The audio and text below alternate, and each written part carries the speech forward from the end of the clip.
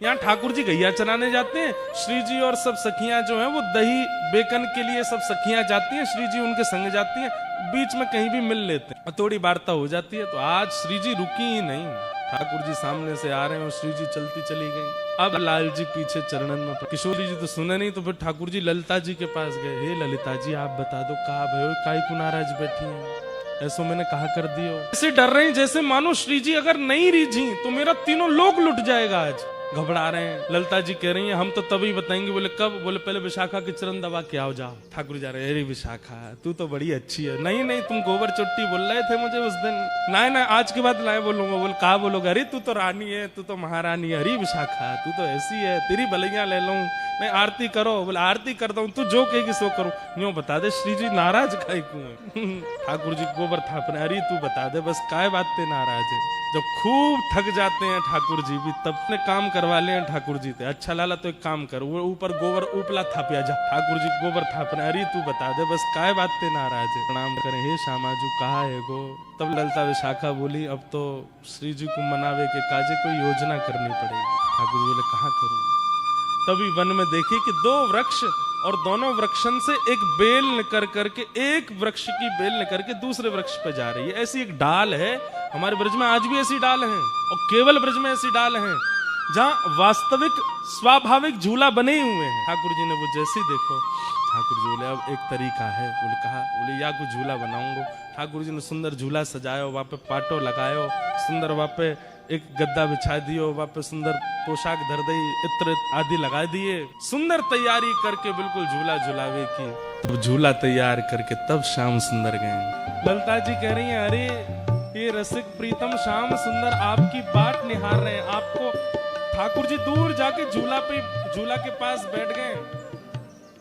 किशोरी जी कह रही हैं ठाकुर जी तो कह लो खुद ने बनाया झूला, खुद ही झूल लेंगे।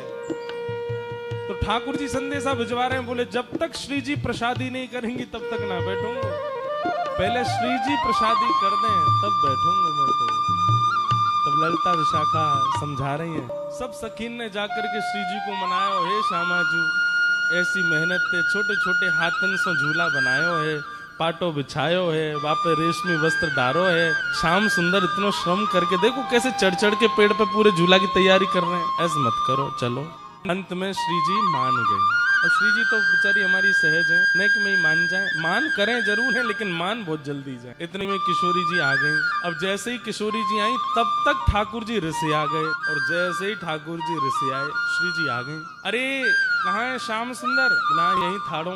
कहाँ पाटो काई को उठा लियो, या मैं तो झूला में तो पट्टा उठा लियो ठाकुर जी? वो धर दो ना ना, हमारो झूला हमारो पाटो, हमारी सजावट हमारे हाथ पे भाई, हम ही झूल लेंगे, ले जाओ अपनी श्री जी। अरे बड़े घर की है, इनको बड़े घर की चाहिए, ले जाओ। हमने अरे देखो ऐसे मत करो, बड़ी मुश्किल से तो मना कर। बोले मोए ना मनानो, ले जाओ वापस ले जाओ, मैं अकेला ही झूल लूंगा आपको। अब यहाँ पे दूसरा विवाद हो गया। श्री जी और ठाकुर जी दोनों में थोड़ी सी होड़ है गई। तो श्री जी बोली, अब तक तो बोली नहीं, श्री जी बोली मैं तो यही पे बैठूंगी और यही पाटे पे बैठूंगी। ठाकुर जी बोले कोई जिद है? मैंने बनायो, मेरो पाटो, आप कहीं बैठोगे? बोले मैं तो बैठूंगी, तुम जाके दिखाओ यहाँ पे। ठाकुर जी जान लगे तो सखीन ने घेर लिए। बोले जान नहीं देंगे, हाथ पांव बांध के पकड़ के बंसी तोड़ ताड़ के धर देंगी तुम्हारी, हमारी श्री जी बैठेंगी अब तो फिर ठाकुर जी बोले अब ठीक है बैठेंगी, लेकिन ठाकुर जी बोले मैं पाटो तो लगा दूंगा पर पहले मैं बैठ। श्री जी बोली ललिता जी कह दो इनसे, बोले बैठूंगी तो मैं ही पहले। ठाकुर जी बोले मैं पाटो लगा दूंगा, इन्हें झूलना, ये झूल लें, पहले मैं झूल के चलो जाऊंगा तब ये झूलेंगे। अब तो ऐसी स्थिति बन गई, सब सखी सब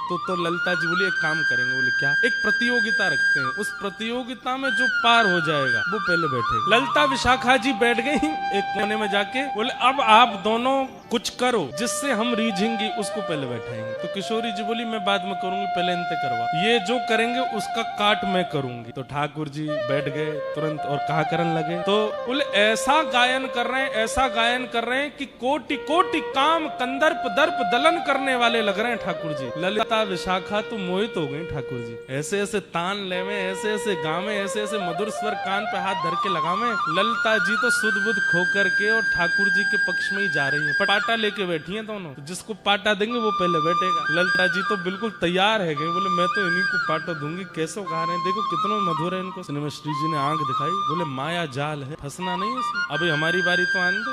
गा रहे हैं। एक वार्ता आती है कि हमारे ब्रज के अष्ट सखाओं में एक सखा हुए श्री गोविंद दास। गोविंद दास जी एक बार गा रहे थे और गाते गाते सामने गुसाई जी बैठ के सुन रहे थे। तो गोविंद दास गाते गाते ऐसे करें, ढंग से गाओ, ऐसे नहीं करो, चलो प्रेम से गाओ। तो सामने बैठे गुसाई जी बोले किसको डांट रहे हैं, बगल में कोई बैठा तो है नहीं, लाला ऐसे नहीं ऐसे गाओ। तो फिर गुसाई जी पूछ पड़े, हे गोविंदा तुम किससे बात कर रहे हो? तो गोविंद दास जी बोले, गुसाई जी आपके मंदिर को लाला है, मैं जब जब गाऊं निकर के आ जाए, मेरे बगल में आके बैठ जाए और फिर कान पे हाथ धर के मेरे पीछे पीछे गावे, लेकिन बड़ा उद्यमी है, मैं जैसा स्वर लगाऊं वहां में एक स्वर अपनो लगा के गावे। तो समझा रहा हूँ लाला ऐसे मत गावे। तो गोविंद दास की बात सुन करके गुसाई जी के नेत्र सजल हो गए। बोले ठाकुर जी बैठे हैं, कैसे गा रहे हैं? बोले ऐसे गा रहे हैं। बोले मुझे दिखाई नहीं दे रहे ठाकुर। अरे रुको मैं कहूँ इनते अभी दिखा। नहीं नहीं नहीं, उनको संकोच मत कराओ, वो सहज हैं, उनको जैसे सहज है बैठने दो, मेरी वजह से उनको संकुचित मत करो। पर मुझे बस इतना बताओ, ठाकुर जी गाते हैं तो उनका स्वर कानों को कैसा लगता? गोविंद दास वर्णन कर रहे हैं, बोले आहा,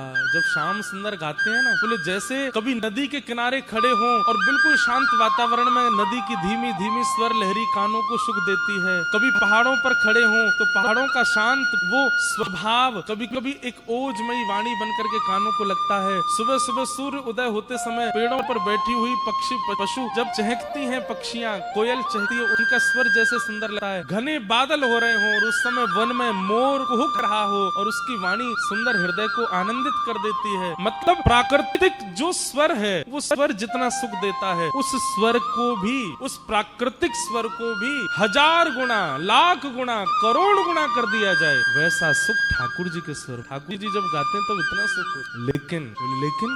लेकिन जब हमारी किशोरी जी गाती हैं तो ठाकुर जी भी फीके लगते हैं। किशोरी जी के सुर के आगे तो ठाकुर जी को सुर भी ना चलता। हमारी लाडली जी तो उनसे भी आगे। तो ठाकुर जी ने अपनी सबरे जोर लगा दिए, पहले झूला पे बैठे को खूब गा दिए, ऊट पटांग जैसा उनको भाव आयो। अब बारी आई किशोरी जी। ठाकुर जी बोले, देखो श्री जी कैसो गायो मैंने, अब गा के दिखाओ। ठाकुर जी तो गा रहे थे ललिता विशाखा की ओर मुख करके। किशोरी जी बोली अब मैं गाऊं। किशोरी जी बैठी ठाकुर जी की तरफ मुख करके, सामने ठाकुर जी बैठे हैं और किशोरी जी उनकी आंखन में आंख डाल करके, और जैसे ही गानों प्रारंभ की, श्री जी को पहलो स्वर लगे ठाकुर जी तो मंत्र मुग्ध है। और ललिता जी के पास जाके बोले पाटो दी, और पाटो ले जा करके लगायो। श्री जी गा रही हैं, अपने अंक में श्री जी भर के उठाए ली और ले जा करके पाटे पे विराजमान कर दी। और फिर क्या कर रहे हैं ठाकुर जी? ठाकुर जी के स्वर की प्रशंसा तो ललिता विशाखा ने करी है, लेकिन किशोरी जी के स्वर को सुन के ठाकुर जी ने पाटो लगायो, किशोरी जी को बैठा दियो और दूर से कोई तृण लेकर के आए और कहीं हमारी नजर नहीं लगे, ऐसे तृण तोड़ करके और किशोरी जी की बलैया लेने लगे। श्री जी को झूला पे रसिक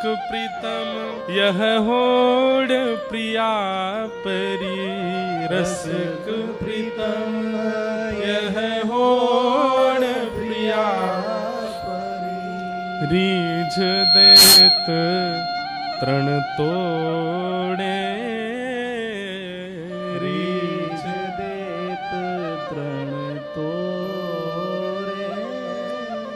ऐसी हमारी किशोरी जी और ठाकुर जी की ये। और फिर ठाकुर जी झुला रहे हैं श्री जी को, इतने में ललिता विशाखा सब सखियां आ गई और फिर ठाकुर जी को भी पकड़ करके इनने बैठाए दी और दोनों युगल बिहारी बैठ गए। और जैसे ही दोनों बैठे अब सब सखियां ठाकुर जी को झूला झुला रहे। ये है झूला उत्सव की लीला।